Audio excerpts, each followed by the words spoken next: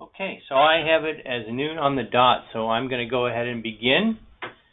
I want to welcome everybody to the Inland Eye Institute LASIK webinar, and what we're going to do today is educate you about the procedure and then make sure that you get all of your questions answered so that you can make good decisions about your own eyes. I'm going to introduce myself. My name is Christopher Blanton. I have done an ophthalmology residency and a specialty training in the corneal and corneal surgery at a place called Wills Eye Hospital in Philadelphia, Pennsylvania. I've been doing this type of surgery since 1992, so for about 27 years now. And over the course of that time, I've done over 35,000 refractive procedures. And I'm happy to tell you that I served my country as a Navy veteran back in the 80s and 90s when all of this refractive surgery was kind of getting started in the military. So obviously, undergoing laser vision correction is a very critical and important decision in your lives. And it's not uncommon for me to have patients tell me that they've spent actually years investigating the procedure to determine whether or not it's the right thing for them. And it involves answering questions about, how does it work? Does it hurt? Is it safe? Can I afford it? And we're going to attempt to answer all those questions for you today. So let's begin with what are the common vision problems that LASIK surgery can correct. And by far the most common one that we see is nearsightedness. And let me explain to you what that is.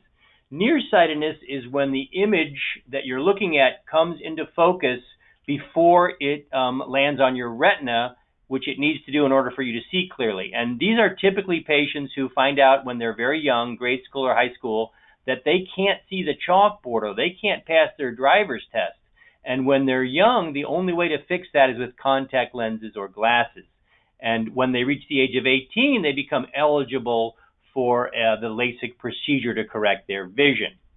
The other type of vision problem, and back up just a second, for nearsightedness, the common reasons for nearsightedness are either your eyeball is very long or your cornea is very steep. And so that goes into how we fix the problem.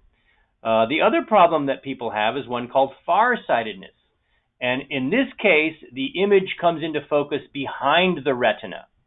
And the good news for these people is that because you're able to focus the image with your lens, you can bring it forward and have it focused on your retina. So most people that are farsighted, when they are young, they don't need glasses. They're able to focus the image on their retina using a structure inside their eye called the lens. Now, as they age, the lens starts to become dysfunctional. It doesn't work as well. And the first thing that goes for these people is their reading vision. And it's typically in their mid-40s that they begin to have this problem. And because their reading vision is poor, that's why we use the term farsightedness. And in these folks, the common problems are the cornea is too flat or the eyeball is too short. And then the final problem we're going to talk about is astigmatism. And this is really an important one because there is definitely kind of a myth out there that we don't treat astigmatism. Well, that couldn't be further from the truth. In almost every patient, there is some level of astigmatism that we treat. And what astigmatism is this is a problem, and it's typically in the cornea, on the front part of the eye, that the cornea is football-shaped instead of basketball-shaped. And because of that, you get two separate images that cannot be fused. And we now have basically three ways to fix that. You can use glasses, you can use contact lenses, or you can have LASIK surgery to fix the astigmatism. And we do that by placing pulses to make the cornea more round, to kind of eliminate the football shape and round it up so that it sees better and you have one sharp focal image on your retina. So those are the three biggies: nearsightedness, farsightedness, and astigmatism. So how does the LASIK procedure actually work? Well, the laser pulse physically removes tissue from the cornea, and it is very precise. It removes a 1/4 micron of tissue per pulse. And just to kind of give you something to compare that to, a human hair is somewhere around 100 microns. So this thing is very precise. It's removing amounts of tissue which is much thinner than a human hair. And the basic reason we remove tissue is so that we can reshape the eye. So if you remember about nearsightedness, their cornea is too steep. So we use the laser to flatten their cornea, and we do that by removing tissue in the central cornea. For farsighted folks, their cornea is too flat. So we remove tissue in the periphery of the cornea to steepen up the cornea so that they can correct their farsightedness. And finally, for astigmatism, we preferentially remove portions of the cornea in a very precise way so that the cornea becomes more round and it corrects the astigmatism. So that is how LASIK vision correction works.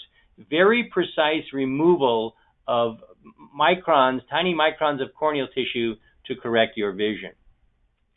So there's basically a three-step process.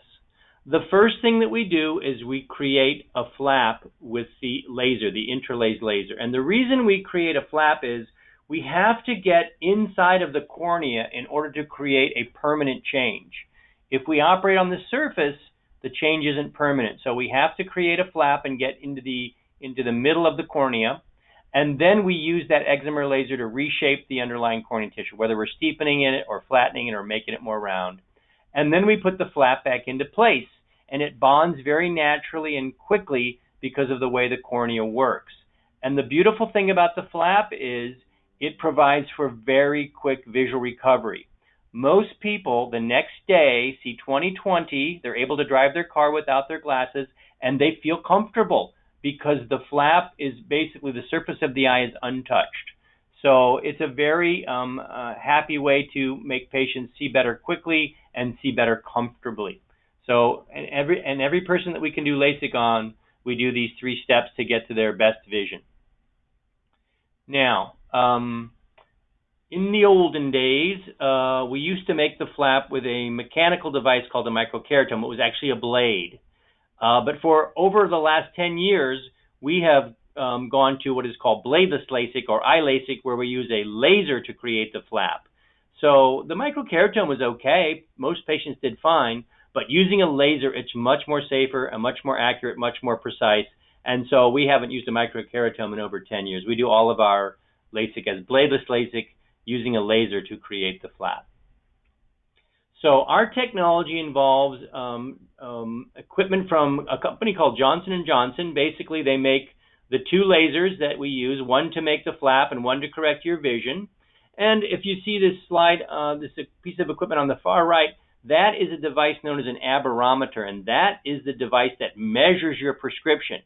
And it measures it in a very precise way, much more precise, 25 times more precise than the good old-fashioned better 1, better 2 machine. And it also measures a measurement called aberrations. And when we correct these aberrations above and beyond the nearsightedness, farsightedness, astigmatism, patients see much better. So these lasers are at the forefront of the industry. That we have the latest software, and it does a very nice job of precisely fixing your vision in a customized way, almost as if your eye, it's like it's comparing it to a fingerprint. Each eye is unique and individual, and so each treatment is unique and individual based on your corneal maps. So we talk about this surgery as customized LASIK surgery. And that is because it is a unique map based on the measurement of your eye. And we also take into account all the other issues that come into play when you're deciding whether or not to have this surgery, including what your lifestyle is like, what kind of a job you're involved in, what is the health of your eye, and what are your visual needs in terms of up close, far away, and everything in between. And when we figure all that out, that allows us to create the best treatment plan for you. And we have excellent outcomes. About 90% of our patients see better than 20/20, and about 98 to 99% are at the 20/20 level.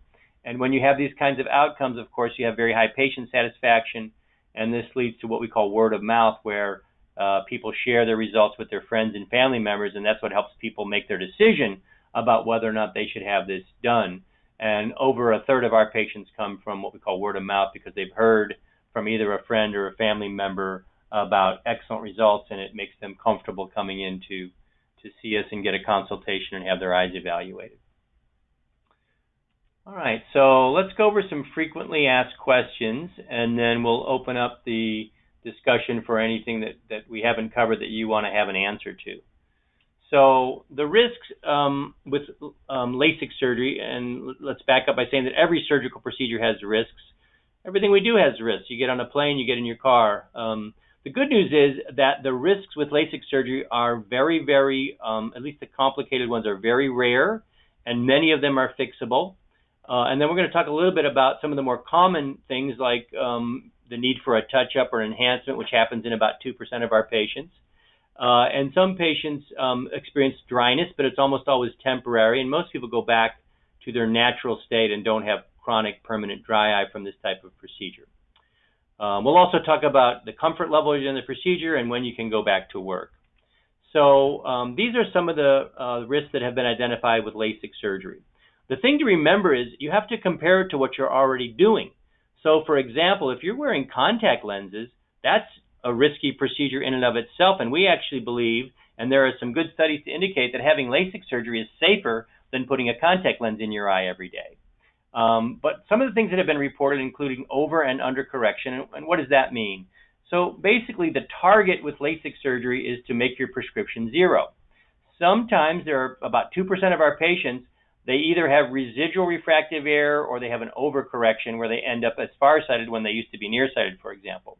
The good news is almost all of those can be corrected with a secondary procedure called an enhancement. And we offer the coverage for enhancement in our pricing structure so that you don't have to worry about it if you're in that 2% of patients that needs an over or under correction. As far as glasses and contact lenses being needed after surgery, if you're a young person, younger than say 40 or 45, almost never do you need a pair of glasses or contact lenses after the surgery. People that are in their 40s and beyond, however, are going to notice that their up-close vision, their reading vision, becomes blurry as they age. And this happens to everybody, whether they have LASIK surgery or not. So you may need to wear glasses for reading if you're 40 and beyond. And if you decide, gosh, I don't want to wear glasses for reading, you can have a procedure called monovision, and we'll talk about that in just a second. Very early on in the healing period, many patients experience halo and starbursts. They almost always go away. There is a small percentage of patients, it's probably less than 1 in 1,000, who do have kind of a permanent noticing of halos or starbursts after the surgery. And when I speak to these people, almost all of them say they would definitely do the surgery again. They just notice halos at night when they're when they see a light, they see a little halo around the light. So it usually isn't something that makes somebody feel like they shouldn't have had it done. It's just something that they notice. And in fact, many patients have halos with glasses and contact lenses even before they ever have the surgery. Infection is extremely rare. It's probably less than 1 in 5,000, something like that. And usually if someone gets an infection, it's because something happened. They either have trauma to the eye or they forgot to take their antibiotics. It's fairly uncommon. And then finally, flap complications can occur. And this is perhaps a wrinkle or something in the flap. It's almost always something that we can correct with a surgical procedure. For example, if you were to have trauma after the surgery or to rub your eye vigorously, you could cause a problem. But it's usually very fixable with a surgical procedure. And then the last one I want to talk about real quickly is dryness on the surface of the eye can occur. It's fairly common early on in the healing phase, but almost always returns to normal. So most people need some extra teardrops while the eye is healing, and then after that they kind of go back to the way they were. Now, just to be fair, there is about 14% of the population that is going to develop dry eye, whether they have LASIK or not. So there are people who have had LASIK who have dry, but it's quite possible that that dry eye was going to happen to them anyway without the LASIK procedure, because it is a fairly common disorder that people get as they age. But the bottom line is very rarely are these complications permanently vision threatening. They're almost always something that can be corrected so that you go about your daily life without having any kind of remorse about the surgery. So get rid of your glasses. As I mentioned, young people pretty much almost all get rid of their glasses and contact lenses. People that are 40 and beyond are going to need glasses for reading unless they choose monovision. And what monovision is where we create a setup where one of the eyes is for far away and one of the eyes is for close up. And the reason we do this is that as the eye ages, the focusing ability starts to diminish, and this is where the need for reading glasses comes into play. So the fact that you have two eyes allows you to create some options where you can do one for far away and one for close up. Before we do that surgically to anybody, we make sure that they like it by mimicking the situation with contact lenses, a so-called test drive, to make sure they're happy with the situation before they commit to a surgical procedure. Now, does it hurt? Really, it's about as close to painless as you can get. I do tell people that when we create the flap, it takes about 15 seconds, and you will feel some pressure on your eye. So I have my patients close their eyes, take your index finger and press on your eye for about 15 seconds. That's what it feels like when we make the flap. So there is a pressure sensation. After that, you really don't feel anything. You don't feel the laser.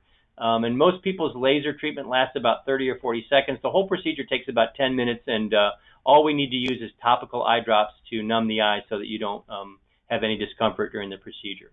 Now, on the day of surgery, we're going to send you home and we want you to go to sleep because you will notice kind of a scratchy irritation sensation if you don't sleep. But the patients that go home and go to sleep actually do quite well.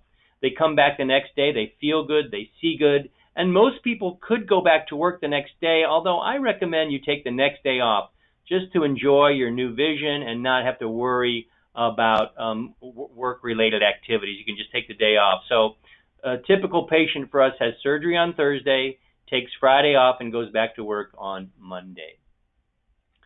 Now, will LASIK work for me? In other words, are you a candidate? And the answer to that is, in general, if you're at least 18 years of age, if you have good health, if your glasses prescription is stable and you don't have any existing eye disease, you're almost always a good candidate. Now, there are some people who are not, and we spend a great deal of effort making sure that we identify patients who are not good candidates. How do we do that? We basically do a consultation. And because we don't want you to have to worry about that, our consultations are free. So you come in, you have your eyes evaluated with an exam. We measure your eye in multiple different ways to look for any of the possible possibilities that would make you a non-candidate, and determine whether or not you're good to go. So most people get a good answer within that consultation. And I'd say about 1 out of 10 patients are not good candidates. And the typical reasons for something like that are somebody that has severe dry eye or uncontrolled diabetes, or they have a disease of their cornea that makes them not a good candidate. And when we identify these people and remove them from the candidacy, the complication rate goes way down. So a lot of the complications you hear about from LASIK are typically patients who are not good candidates to begin with, and that's why they struggle or have trouble. And when you come to our facility, there's no pressure. We don't want to operate on people that don't want to be operated on. We want somebody to be eager and ready to go, and a lot of our patients are because they desire to get out of their glasses and their contact lenses. So there's no rush to make a decision. You take your time, and we're just there to provide information during the consultation process and to make sure you get all of your questions answered. There are financing options, and the thing to think about is, when you stop buying contact lenses and contact lens solutions and glasses, you're going to start saving money. And pretty soon the procedure, it pays for itself at some point. Typically after about a decade or so of not buying glasses or contact lenses, you paid for your LASIK. And that doesn't even take into account what's the value of not having to depend on glasses or contact lenses to correct your vision, the freedom that gives you, for example, when you travel or when you're doing any kind of outdoor activity, or you go to the movies or someplace like that where your distance vision is critical. All that freedom that you get, that's an intangible benefit from the LASIK that doesn't include the actual cost of buying glasses and contact lenses. So the first step is the LASIK consultation. And then when you decide, okay, I think I'd like to do this, we go into a more in-depth examination and gather all the data that we need to customize your treatment plan. And if you're a contact lens wearer, we want you to be out of your soft lenses for at least a week. And the idea is, even though they're soft, they do influence the shape of your eye. And as you recall from the beginning of the webinar, the shape of the eye is the most important thing that we're changing. So we want to know, what is the shape of your eye in its natural state without the influence of the contact lens? So for soft lens wearers, we want them to be out for a week. And for hard contacts, as you can imagine, we want them to be out a little bit longer, a 3-week minimum out of the contact lenses to kind of restore your cornea to its natural shape so we can get a more accurate measurement and get good results from your surgical procedure. So that's the second step. And then the third step is surgery day. So let's go through a typical surgery day. We ask you, of course, not to wear makeup or perfume. Makeup, of course, would get in the way, and perfumes can influence the performance of the laser. So we ask you not to wear any of that. We want you to be in comfortable clothing. You will need a driver because you're going to have some Valium to relieve any anxiety, and you're going to have bilateral eye surgery. So you need a driver to bring you to the surgery and take you home. We do a very vigorous recheck, which is like a kind of like a checklist for a pilot. We go through and make sure we have all the information correct, your desires about whether or not you want to do monovision, an accurate measurement of your prescription, looking at your maps to make sure we have the perfect map for your eye. All that's double checked, triple checked to make sure we're in good shape before we start the procedure. Then we put the numbing drops in your eye, which work almost instantaneously, and the procedure itself takes about 10 minutes. So after you're done, we're going to have you rest in our postoperative area for about a half an hour. I'm going to check you one more time, make sure everything looks good, and then we're going to put some clear plastic shields over your eyes so you can go home and not worry about rubbing or bumping your eye while you're sleeping. And we're going to give you some sleeping pills to help you sleep. And then I see everybody the next day, and as I mentioned, almost everybody has legal driving vision. They feel good, they see good, and they're able to go about their daily activities. So postoperative care is very important to make sure that you're doing well. So on the first night, you're going to go home and sleep, and you're going to wear some protective eye shields just at bedtime for the first week to make sure you don't cause any trouble. And then we ask you not to put your head underwater in, let's say, a swimming pool or a jacuzzi or a spa or the ocean, anything like that for a couple weeks. And we ask you not to wear eye makeup for 1 week. And the reason is we don't want you rubbing across the front of your eye for the first week to make sure that your flap adheres and stays in good position, doesn't get into trouble. And then after the 1-day visit, we're going to see you at 1 week, 1 month, 3 months, 6 months, and a year. And all those visits are covered by your initial surgical fee, so you don't have to worry about that. They're all covered. Now, how much does this cost? Our price ranges go from $3,990 to $5,390, depending on some options that you have to choose from. So what are those options? Well, everybody's going to get the consultation for free. That's covered. And then the vision correction procedure and postoperative care for 12 months is covered. And then we have several different enhancement plans. We have a 1-year plan, a 5-year plan, and a lifetime plan so that you can pick whatever makes the most sense for you so that you don't have to worry about the cost of a touch-up if you're in that very small 2% group that needs to have it done.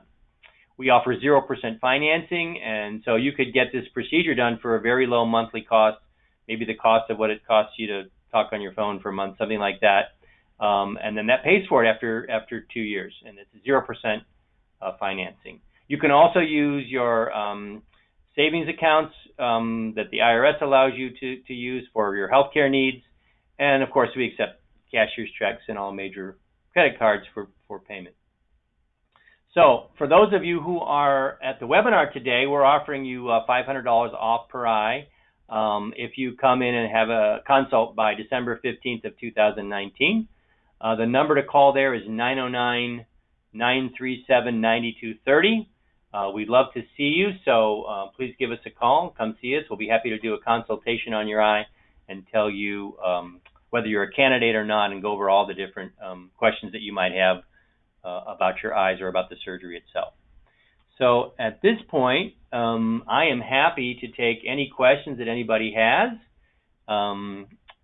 Randy, you want to kind of coordinate that, see if anybody has a question there? Yeah, you can type in the questions segment on the right-hand side of the panel, the GoToMeeting panel, and we'll accept questions, and I'll read them to Dr. Blanton's to have them be addressed. So we'll give everybody a quick second to be able to type their questions. Sure.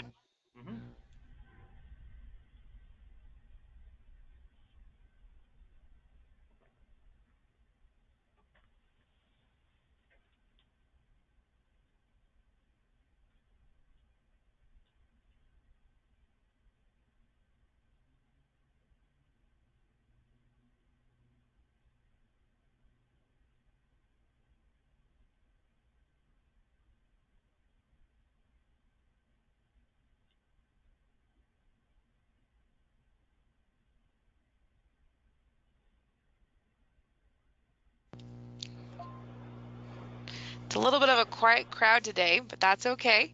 Okay. Is there, I guess from my perspective, is there any advice you would give anybody that's looking at LASIK, just in general, Dr. Blanton?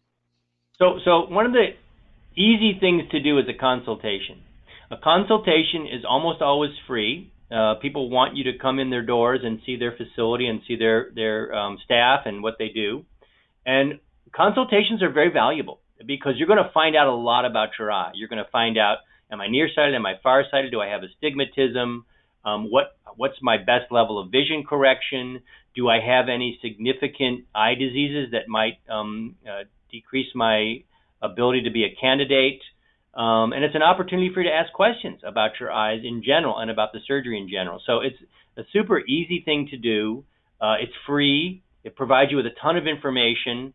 And so I really recommend anybody who has an opportunity to do that to take advantage of that, because it's just it's a no-brainer. Doesn't cost you a thing, and you find out a lot. And it might really help you make your decision, because a lot of people, they agonize over the decision. They're concerned about the safety and things like that.